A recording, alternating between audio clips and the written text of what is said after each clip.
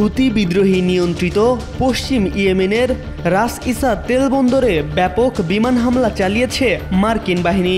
বৃহস্পতিবারের এ হামলায় কমপক্ষে ৩৮ জন নিহত ও শতাধিক মানুষ আহত হয়েছেন। ইরান সমর্থিত হুতিদের ওপর মার্কিন যুক্তরাষ্ট্র আক্রমণ শুরু করার পর এটিকে সবচেয়ে বড় হামলাগুলোর একটি বলে মনে করা হচ্ছে। জানুয়ারিতে ডোনাল্ড ট্রাম্প ফের প্রেসিডেন্টের দায়িত্বভার নেওয়ার পর গত মাস থেকে যুক্তরাষ্ট্র ইয়েমেনে বড় আকারের সামরিক হামলা শুরু করে। মার্কিন সেনাবাহিনী বলছে হুতি যোদ্ধাদের জ্বালানি উৎস বন্ধ করার জন্যই এই হামলা চালানো হচ্ছে। ওয়াশিংটন হুঁশিয়ারি জানিয়ে বলেছেন তারা ইয়েমেনের অবস্থানগুলোতে হামলা চালিয়ে যাবে যতক্ষণ না লোহিত সাগরে জাহাজ চলাচলের ওপর এই গোষ্ঠীর আক্রমণ বন্ধ না হয়। সামাজিক যোগাযোগ মাধ্যমে করা এক পোস্টে মার্কিন সেন্ট্রাল কমান্ড জানিয়েছে এই হামলার উদ্দেশ্য ছিল হুতিদের অর্থনৈতিক শক্তির উৎসকে কমানো। হুতিদের সতর্ক করে ওয়াশিংটন জানিয়েছে লোহিত সাগরের জাহাজ চলাচলের ওপর সশস্ত্র হামলা বন্ধের ঘোষণা না দেয়া পর্যন্ত হামলা অব্যাহত থাকবে। গাজায় ইসরায়েলের বর্বরতার প্রতিবাদে ২০২৩ সালের নভেম্বর থেকে ইসরায়েল সংশ্লিষ্ট বাণিজ্যিক জাহাজে ১০০টিরও বেশি হামলা চালিয়েছিল হুতিরা।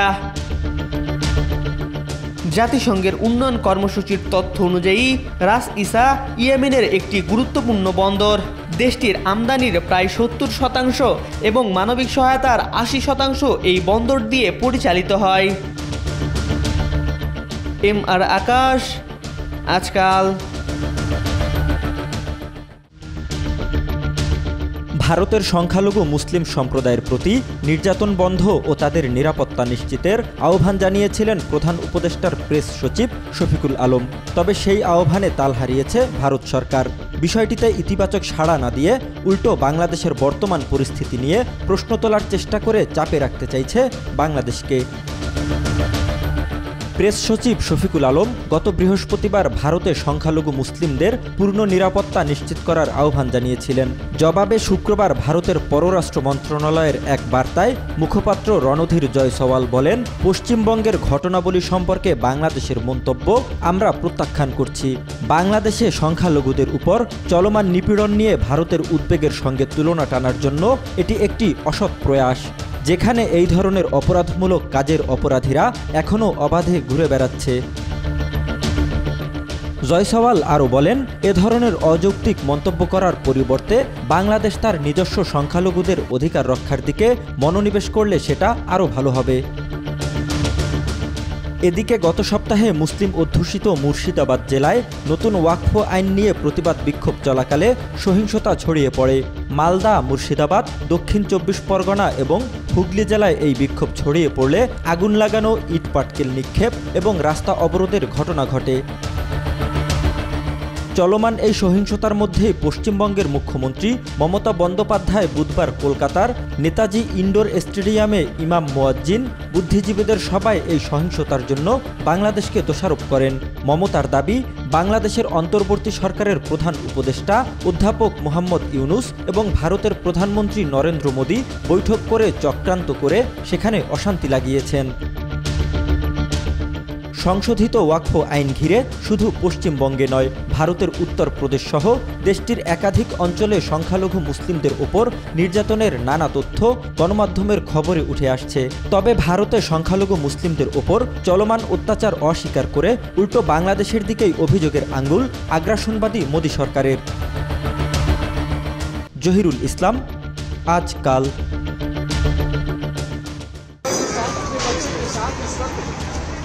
মার্কিন ধনকুবের ও টেসলার প্রধান নির্বাহী ইলন মাস্ক এখন পর্যন্ত ৪ জন নারীর ১৪টি সন্তানের বাবা হয়েছেন। তবে এতেও সন্তুষ্ট নন ইলন মাস্ক। আরও সন্তান নিয়ে রীতিমতো সন্তানের একটি বাহিনী তৈরির পরিকল্পনা করছেন তিনি। এই উদ্দেশ্যে মাস্ক তার মালিকানাধীন সামাজিক যোগাযোগ মাধ্যম এক্স ব্যবহার করে সম্ভাব্য মায়েদের সঙ্গে যোগাযোগও শুরু করেছেন। এছাড়া সন্তান জন্মের প্রক্রিয়া ত্বরান্বিত করতে অনেককে তিনি সারোগেট মাদার হওয়ারও প্রস্তাব দিয়েছেন।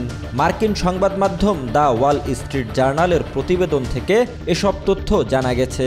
প্রতিবেদনে বলা হয়েছে, জাপানের কিছু কর্মকর্তার অনুরোধে মাস্ক একজন হাই প্রোফাইল জাপানি নারীকেও নিজের শুক্রাণু পাঠিয়েছেন।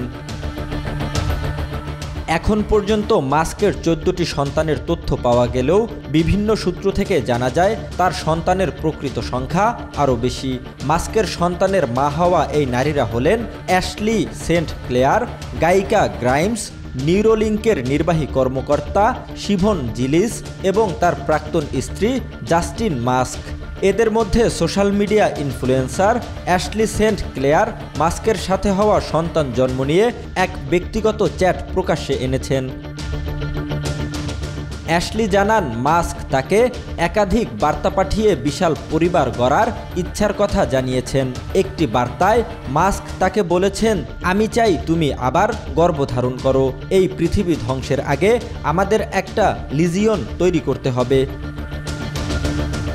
লিজিয়ন বলতে মূলত একটি সৈন্যদলকে বোঝায়, যাতে 3000 থেকে 6000 মানুষ থাকে। রোমান যুগে লিজিয়ন বলতে সেনাবাহিনীর একটি বৃহৎ ইউনিটকে বোঝানো হতো। ফলে পৃথিবী ধ্বংসের আগে লিজিয়ন তৈরির কথা বলে মাস্ক আসলে কিসের ইঙ্গিত দিলেন সে প্রশ্ন থেকেই যায়।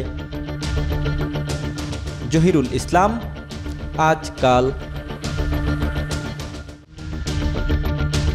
প্রথমত, নির্বাচন ঘনিয়ে এলে শুরু হয় মনোনয়ন বাণিজ্য। দলীয় মনোনয়ন পেতে হলে প্রয়োজন হয় মোটা অঙ্কের টাকা। যোগ্যতা, শিক্ষা বা জনসেবার অভিজ্ঞতা এখানে বড় ভূমিকা রাখে না। ফলে টাকার জোরে যারা মনোনয়ন পান তারা নির্বাচনে গিয়ে খরচ করেন কয়েক গুণ বেশি টাকা।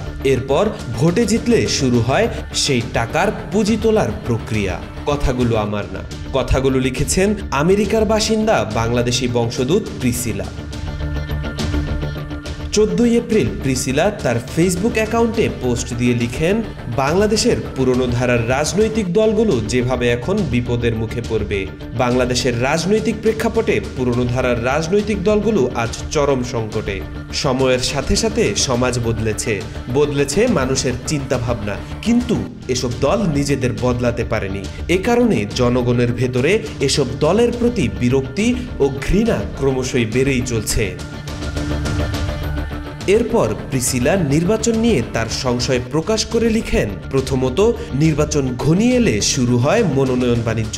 দলীয় মনোনয়ন পেতে হলে প্রয়োজন হয় মোটা অঙ্কের টাকা। যোগ্যতা বা শিক্ষা বা জনসেবার অভিজ্ঞতা এখানে বড় ভূমিকা রাখে না। ফলে টাকার জোরে যারা মনোনয়ন পান তারা নির্বাচনে গিয়ে খরচ করেন কয়েক গুণ বেশি। এরপর ভোটে জিতলে শুরু হয় সেই টাকার পুঁজি তোলার প্রক্রিয়া। এই প্রক্রিয়ায় মাঠে নামে চাঁদাবাজি, টেন্ডারবাজি, জমি দখল সহ নানা অপকর্ম। এলাকা জুড়ে শুরু হয় নেতাদের শোডাউন, প্রভাব খাটানো আর জনসাধারণকে প্রভাবিত করার অপচেষ্টা। তিনি আরও লিখেন, আমি আগেও বলেছি, আজ দেশে যার হাতে মোবাইল আছে সেই এক প্রকার সাংবাদিক। কেউ কিছু করলে সেটি মুহূর্তেই ছড়িয়ে পড়ে সোশ্যাল মিডিয়ায়। এমনকি কাজের বুয়া, রিক্সা চালক কিংবা ভিক্ষুক সবার হাতেই এখন স্মার্টফোন। তাই কিছুই গোপন রাখা সম্ভব নয়। সিসিটিভি, ইন্টারনেট, সামাজিক যোগাযোগ মাধ্যম সহ সব জায়গাতেই নজরদারি চলছে। এদের কারণে দলের নেতাদের অপকর্মের দায় এসে পড়ে পুরো দলের উপর, দলের মহাসচিবের উপর, এমনকি দলের প্রতিষ্ঠাতা ও তার পরিবারের উপরও। এর উদাহরণ আমরা ইতিমধ্যেই দেখেছি। সেই পোস্টেই প্রিসিলা আইন শৃঙ্খলা নিয়ে লিখেন, আগে প্রশাসন, পুলিশ বা আর্মি ব্যবহার করে সাধারণ মানুষকে দমন করা যেত। এখন সেই দিন শেষ।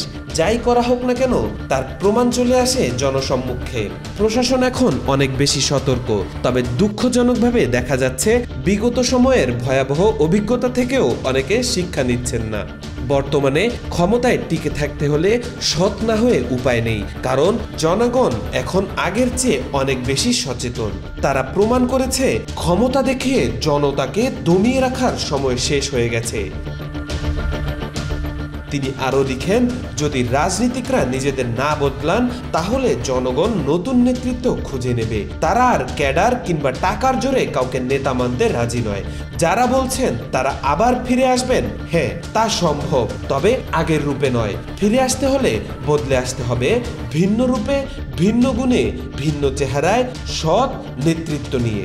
ওসি প্রদীপ, মেজর সিনহা হত্যা, নারায়ণগঞ্জের 7 খুন, চট্টগ্রামের কমিশনার হত্যা, ইলিয়াস আলীকে গুম, বেনজির, হারুন, এদের সবাইকে এক সময় না এক সময় বিচারের সম্মুখীন হতে হবে। এসব ঘটনা আমাদের শেখায় কেউই ছাড় পায় না। আপনি যা করবেন তার ফল আপনার জন্য অপেক্ষা করছে, শুধু সময়ের ব্যাপার। যারা ভাবছেন দল ক্ষমতায় গেলে ঠিকাদারি করবেন, সিন্ডিকেট গড়বেন, অবৈধ ব্যবসা চালাবেন, তাদের জন্য সতর্কবার্তা, বদলান, নয়তো পালাতে হবে। দেশে খাওয়ার দিন শেষ, এখন জনগণ আপনাদের খাবে। অতএব অহেতুক লাফালাফি করবেন না। কিসের লোভে রাজনীতি করছেন? ক্ষমতা কি একমাত্র পেশা? চাকরি করুন, ব্যবসা করুন, সেই পথেও সাফল্য সম্ভব। রাজনীতি করতে হলে সৎ হয়ে করুন, তাহলে জাতি আপনাকে ইতিহাসের শ্রদ্ধার সঙ্গে স্মরণ রাখবে। আর যদি ভুল করেন তাহলে একা নয়, গোটা পরিবারকেই ইতিহাসে দায় বইতে হবে। সততার কোনো বিকল্প নেই। তাওফিকুল ইসলাম, আজকাল।